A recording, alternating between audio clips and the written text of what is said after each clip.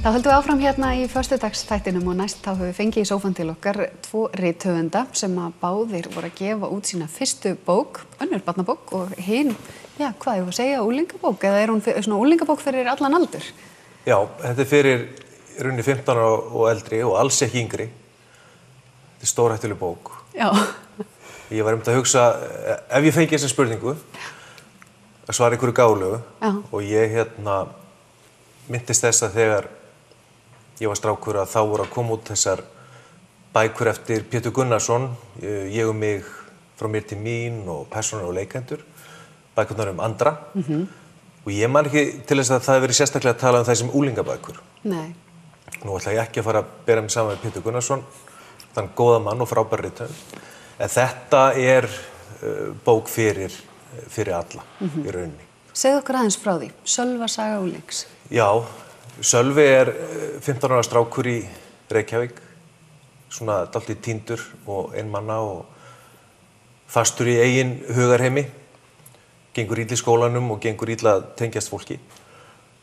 Og síðan, svona þegar hann er að ljúka við 10. bekkin, að þá svona springur sprengja á heimilum og segja að hann foreldrar hans ætla að reyna að bjarga fjárhagnum sem er bágborinn með því að kallinn ætlar að fara að vinna fara á sjó. Mammas fer til Noregs að vinna á sjúkrahúsi og úr verður að hann verður sendur til ömmu sinnar fyrir austan sem hann þekkir lítið. Og sviptur öllum réttindum, hann svona hafði, við getum sagt hann hafi brotið dálítið af sér og hann er sviptur símanum og amma hans er ekki með netið og annað. Og honum er svona kastað út í djúpu laugina, þar sem er krafist af honum alls kyns framlags í vinnu og öðru í sveitinni.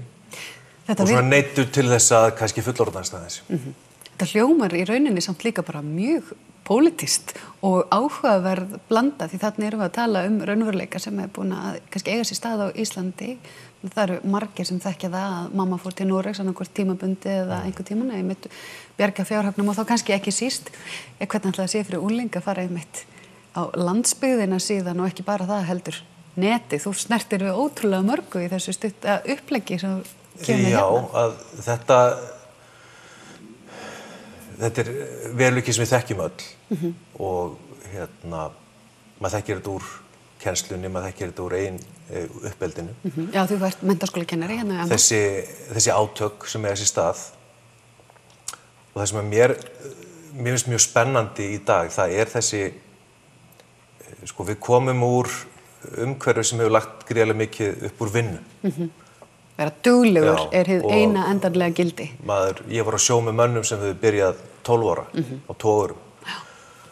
Og síðan er svona þegar líður á öldina, þá viljum við fara svona bæta aðeins fyrir misgjörður okkar og fara að hugsa betur börnin og veita þeim meira. Og það er þetta samspil, þessar andstæður harka og dekur sem að mér finnst mjög spennandi. Að oft á tíðum finnast mér þessar flækjur sem eru í gangi. Að ástæður þeirra eru oft þetta að menn fá ekki að taka nóg mikið til hendinni og eru svona látnir dálítið eiga sig í sinni afþreyingu og er ekki nú vel vakandi yfir svona líðan krakkana og svona þetta sem við kallum tough love, að aðeins að með ástúð og svona nettri hörku að svona finna hvað hægt er að bjóða krökkunum og það er svona pínu uppfjöldar. En þín bók, þetta er allt öðruvísi bók. Ef að sjá hann aðeins, það sést kannski svolítið framan á henni hvernig Vikkala sól og hamingjukrúsin. Segðu okkur frá því hvernig það kom til að þú ákvaðst að gefa þessa bók. Heyrðu, hugmyndin byrjaði alltaf þessari litlu krús, þessari hamingjukrús. Og sagan, þetta er svona nútíma fantasíuævintýri gleðigjafan Vikulu sól sem að og hennar svona hún lendir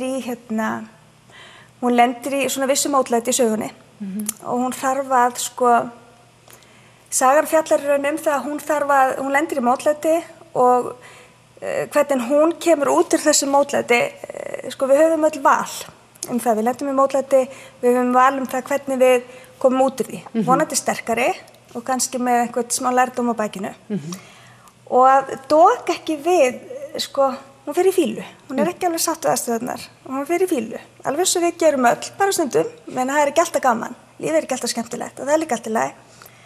En svo fjallar þetta hennar leiðangur í því að finna gleðina og hamingjuna í þessu litla og stóra í lífinu. Þetta í rauninni bara ákveðin samhljómur þó að svona ótrúlega ólíkur við áskorun, áföll og hvernig þú ætlar að tækla það við þar sem kannski hann var að segja. En það vekja pínu athygli hjá mér að því að kannski ekki síst að því það nú gömul skólavinkonu mína að teikna líka. Jú, heyrðu, við erum komið, sko, ég kom inn hingað norður, við verðum að útgáfa á morgun í Eymundsson og það er einmitt, sko, annar höfundurinn, Herdís Björk Þórðardóttir, sem sem sagt teiknarinn í bókinni, hún er myndlistarmaður og grafískur hönnuður, hún sem sagt þaðan frá Akureyri.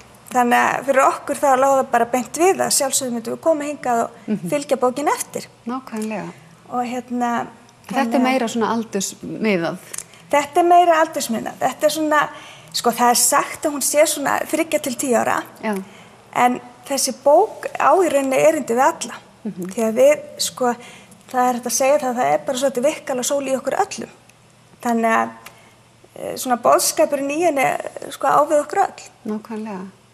Þetta kannski í rauninni bæði skemmtilegt að sjá samhljóminn þó að þetta sé náttúrulega brjálaðislega ólíka bækur, 2 nýir rithöfundar, en markmiðið kannski pínusamt að setja eitthvað út í samfélagið af hugsunum eða hugsunarferli.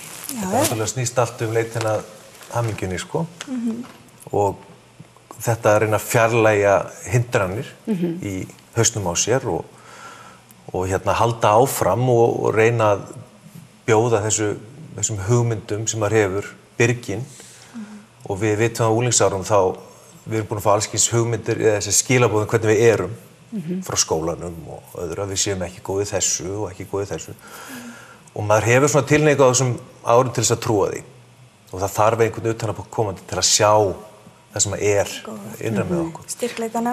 Ertu að vinna á fullu sem rithöfundur eða ertu í... Sko, ég hef verið það lánsum og ég hef fengið að fást aðeins við ritstörf, skrifa greinar og þess áttar. En annars ég líka jógakennari. Og náttúrulega að vinna mikið með einmitt þetta. Við erum öll, minna lífið ansið stutt og við viljum öll að sama, við viljum vera glöð og okkur langar að líða vel. Og ég fór sko, þetta, við sem fullorðið fólk, þetta eilífar barátta. Við erum alltaf að reyna, vera hér og nú og reyna að sjá það góða á þetta. Og ég byrjaði nú sjálf að safna í svona hamingjukrús. Ég byrjaði að skrifa einn jákvæðan hlut á dag, eitthvað sem gladdi mig. Það gat bara verið það að ég hitti gamla skólasystur í Bónus eða ég borðaði góða mat, setti einn miða í krús. Og ég get alveg sagt að það var alveg þrautinni þingir fyrir mig bara að standa við þetta, að gera þetta hverjum degi. Og svo smitast þetta í fjölskyldunum minna, ég og 4 börn. Og ég tók eftir því hvað þau voru fljót að tileinka sér þetta. Þau eru bara að taka fyrstu skrefin út í lífið og eru bara svona svo svampar á nýjar venjur, tileinka sér svona góðan, bara hugsunargang og allt þetta og þá fór ég að hugsa, hvar er rétt að byrja? Það ekki einmitt á þessum endanum þegar börnin eru lítil og og það var einmitt svona eitt hjól sem fór einmitt að snúast í svona, sem svona hvataði að skrifa svona bók. Enda hefur maður nú einhvern tíðan heyrt það þakklæti sé lykillinn á hamingjunni. Og svo deyðir og kannski að lokum á nýja sleppugunum, ég geti talað við ykkur reyndar bæði allan dag, en þetta í rauninni virkar á mig eins og kannski hugmyndin ykkar bæði lífið og tengslu við skóla, þú menntaskólakennari og þú jógakennari, að það að vera bara kennari yfirleitt að langa til þess að láta einhvern veginn gott á sig leiða og skila einhverju til annarra og það kannski bara nákvæmlega, það kannski það sem þið eruð að reyna að gera, eða þú bara í...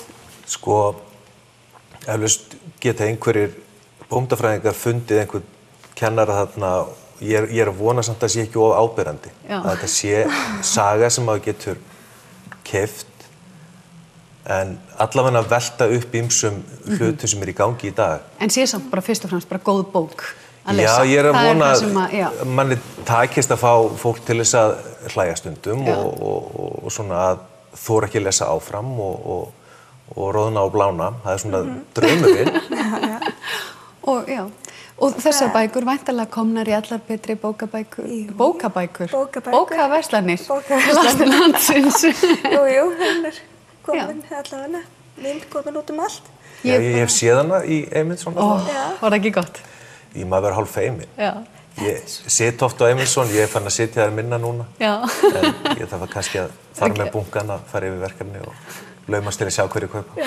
Er það ekki dálítið sérstaks tilfinning? Þetta er svo súrrealist. Ég fór í gær hérna í Eymundsson á Skólavörðustígnum og reynda bókin er komin núna inn á metsölulistan. Hún er í öðru sæti í barnabóka og í 7. sæti á almennum metsölulista. Og ég labbaði þarna inn og mér leið bara svona einhvern veginn, þetta er svona out of body, bara hérna er ég eitthvað skilurðu hérna og bókin en þetta er rosalega skemmtilegt.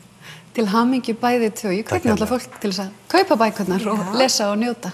Takk fyrir komuna. Takk. Og við höldum áfram og eftir augnablik viðtal sem ég brjálaðislega spennt fyrir og þá heyrum við í Sindra Þór eða Herra Singapúr eins og ég kalla hann.